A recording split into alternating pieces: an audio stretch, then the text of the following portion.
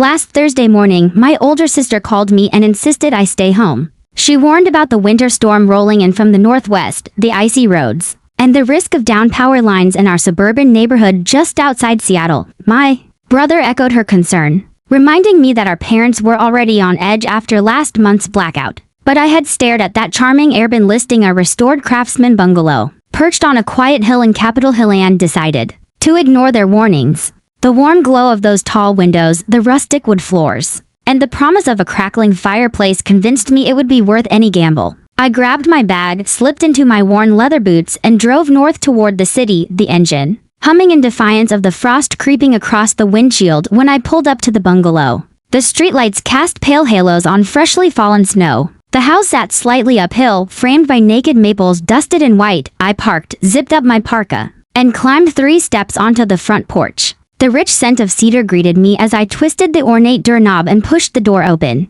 Inside, the living room unfolded like a warmly lit scene from a winter novel. A high ceiling with exposed beams, shelves lined with vintage books, and a fireplace mantel decorated with pine garlands. I exhaled, letting the tension in my shoulders melt away. Nobody knew I was here. My siblings thought I was safely curled up at home, and that secrecy added a pulse of excitement I hadn't felt in months. I set my bag beside the front door and dropped my phone on a small wooden table. A cluster of old keys dangling from a brass ring caught my eye. I picked them up and let them jingle in my palm before opening the first closet. Coats, boots, and wool scarves were neatly hung, but it was the leather-bound guest book on a tiny shelf beneath them that made me hesitate. I thumbed through its pages, reading cursive notes from previous visitors, a couple celebrating an anniversary, a solo traveler breaking up with his boyfriend, a family finding respite from the city chaos. Their words felt like whispers from strangers I'd never meet. And suddenly I felt connected to something larger than my own reckless impulse.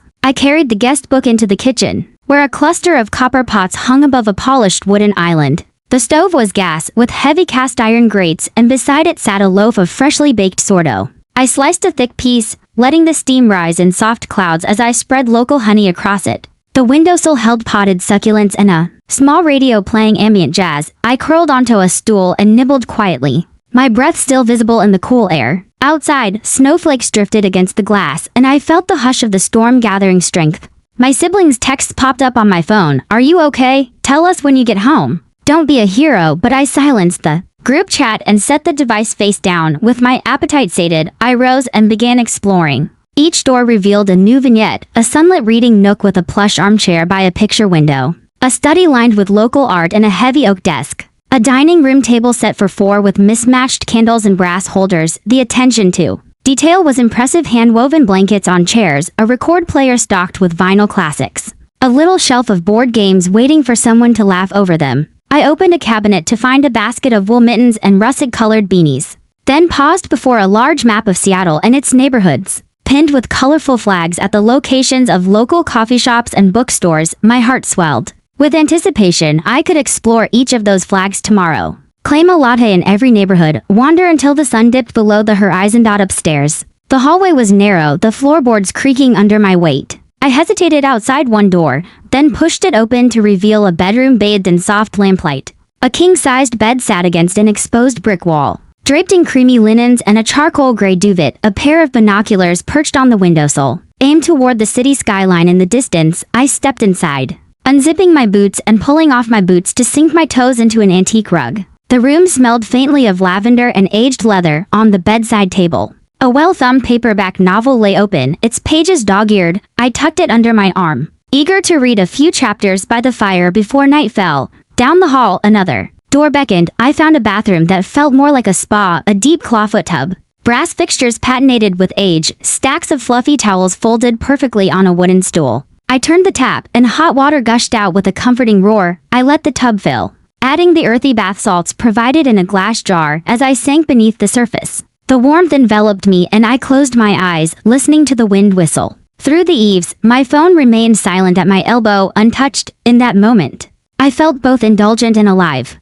as if the storm outside existed only to heighten my sense of being here, completely on my own terms. After my bath, I wrapped myself in a thick robe and wandered onto a small balcony overlooking the backyard. Moonlight shimmered on snow-draped shrubs, and the only sound was the distant thrum of cars on the avenue below. I leaned on the railing and stared at the clear sky, peppered with stars. A sense of calm washed over me, but beneath it a spark of defiance glowed, defiance against my siblings' overprotectiveness, against my own tendency to play it safe. Here, I was free to chart my own course, to explore this hidden gem without interruption, and to discover what lay waiting behind each locked door. I slipped back inside and settled into the armchair by the fireplace. The logs crackled as I tossed the guest book onto my lap and began reading the last entry, written just a week ago. The author's words spoke of unexpected connections forged in the space, of late-night conversations by lamplight, of healing that began with simple presence. I smiled, feeling something shift in my chest and unfamiliar courage stirring. Tomorrow,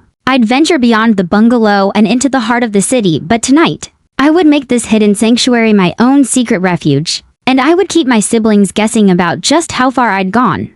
Morning sunlight filtered through the tall windows, painting golden rectangles on the rich wood floor. I stretched beneath a plush duvet, reluctant to leave the warmth of the bed. The maps arrayed on the kitchen counter were calling, and I grabbed my thermal mug of tea left cooling on the counter. I dressed in my favorite jeans and a cozy sweater, laced my boots, and headed downstairs. My plan was simple: visit every flagged neighborhood, taste each recommended latte, and lose myself in the city's heartbeat. I left the bungalow with a thrill of possibility. The first stop was a small cafe in Capitol Hill, 2 blocks from the bungalow. The barista greeted me like an old friend, sliding a lavender honey latte across the counter before I ordered. The latte's floral notes mingled perfectly with the sweetness of honey, awakening my senses for the day ahead. I scribbled in the guest book, thanking strangers who'd shared this home. I sipped the aromatic foam and watched Seattle awaken, commuters with umbrellas hurrying down sidewalks, newspaper hawkers calling headlines, and the distant hum of light rail fueled by caffeine.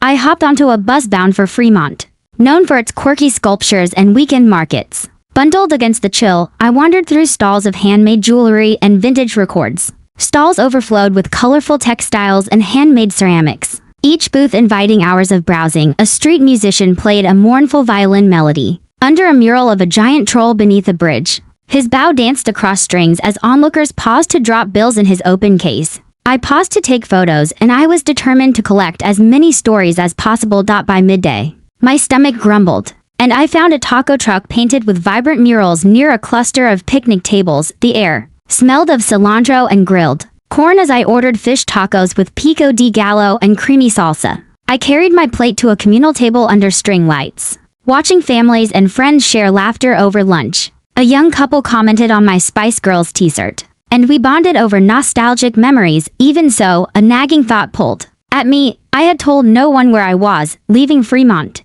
I walked the Burke-Gilman Trail along Lake Union. The water shimmered under a gray sky as ducks bobbed near floating docks. Joggers passed with earbuds in, nodding in greeting. I paused on a bench to jot impressions of the drifting clouds and the scent of evergreen.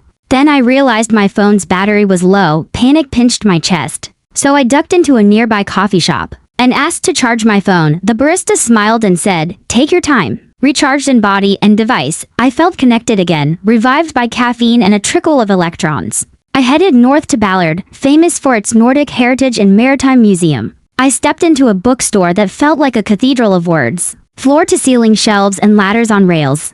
I ran my fingers along the bindings and pulled out a memoir by a local sailor. Settling into a leather armchair, I flipped through pages describing storms at sea and nights under phosphorescent waves. I realized how stories like those in the bungalow's guest book wrapped strangers in invisible bonds. As I left the bookstore, dark clouds gathered and a fine drizzle fell. I raised my hood and jogged toward the Ballard locks, where boats threaded through gates linking Puget Sound to Lake Washington. A cool breeze off the water cut through my layers, sending goosebumps up my arms. A line of people craned their necks to glimpse a salmon ladder where fish leaped upstream. Watching, I felt kinship with those salmon, battling currents to reach their destination. It reminded me of my own journey here, navigating obstacles and forging my path.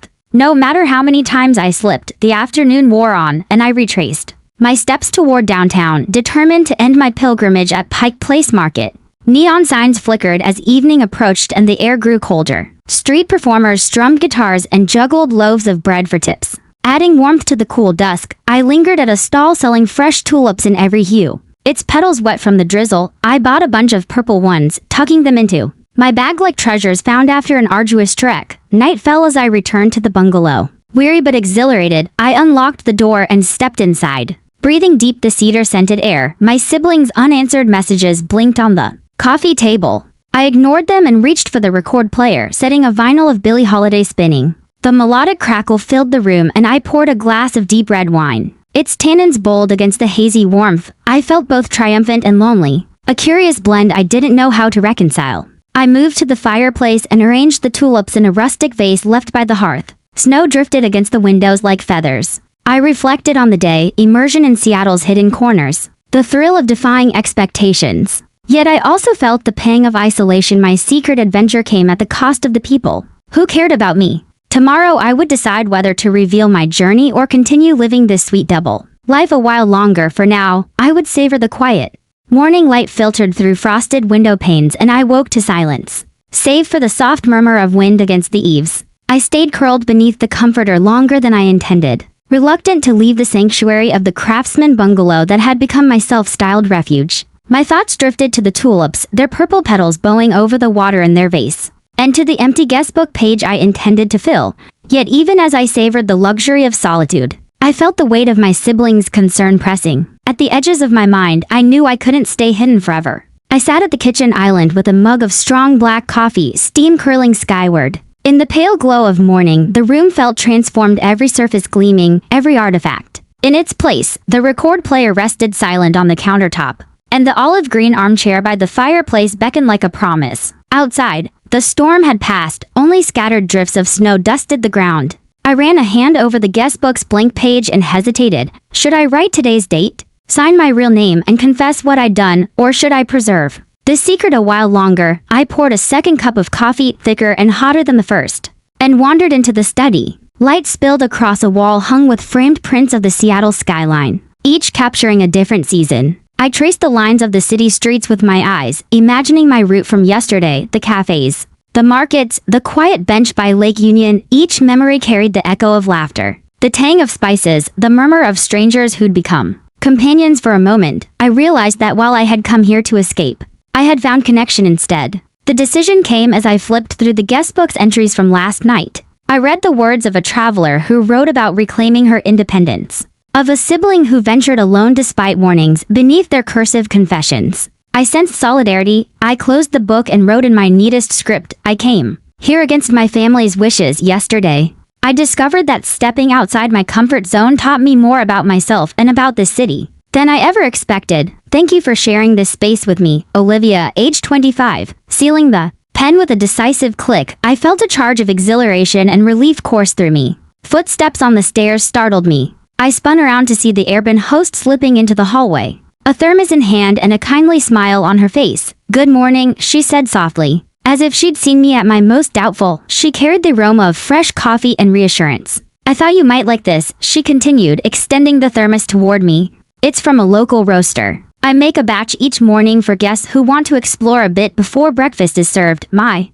heart fluttered at her thoughtfulness. I realized then that I wasn't alone in this journey. We stood in companionable silence, the warmth of the thermos radiating between us. I thanked her and took a tentative sip, tasting the smoky notes of cedar and the bright acidity of Pacific Northwest beans. The host's presence grounded me. She represented the kindness of strangers woven into my adventure. She asked if I had anywhere special I planned to go today. I blinked, considering whether to reveal my secret itinerary or to claim I was just heading home. Then I smiled and said, I think I'm going to surprise my family with a fresh perspective. I'll probably stay here a bit longer, but I'll let them know where I am. Her eyes widened in delight. That sounds wonderful, she said, and she retreated quietly, leaving me with the thermos and the buzzing anticipation of a plan. I slid the guestbook off the counter and nestled it into my bag. Along with my phone and a folded map of Capitol Hill, I filled the thermos with coffee, wrapped a scarf around my neck and stepped outside into the crisp morning air. The bungalow's door closed behind me with a soft click, and for the first time,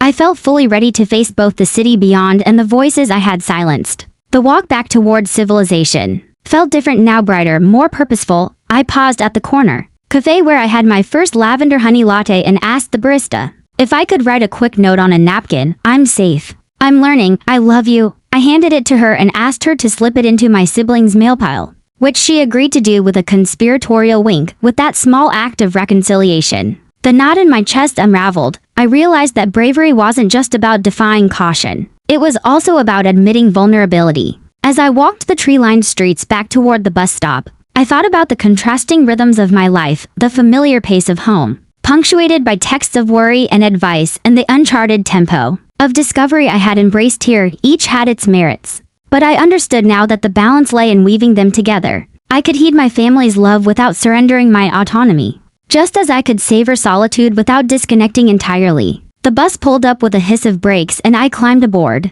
Seating myself near the window, I cradled the thermos like a talisman and watched the city unfurl in a new light. The murals of Capitol Hill, the glass towers of downtown, the vibrant neighborhoods that whispered stories on every corner. I felt a quiet pride in my journey, not just the physical miles I had logged, but the emotional strides I had taken. Later that day, I would return to the bungalow for one last cup of wine beside the fireplace, packing my bag with souvenirs of experience rather than trinkets or photos. I would leave behind the guest book filled with confidences from strangers who had once walked this path, just as I would leave behind my own entry for those who came after. Then I would drive home, headlights cutting through the late afternoon glow, ready to share everything I'd learned, the places I'd been, the people I'd met, and the woman I was discovering within myself. By the time I reached my driveway, the tulips would have bowed once more before wilting, and the bungalow would stand waiting for its next adventurous guest. But I would carry a piece of it with me, the warmth of the fireplace, the hush of snowfall, the gentle pulse of a city that welcomed me when I dared to step beyond my hesitations. And when my siblings saw me at the door, safe and smiling, they would understand that sometimes staying away is the only way to find your way home.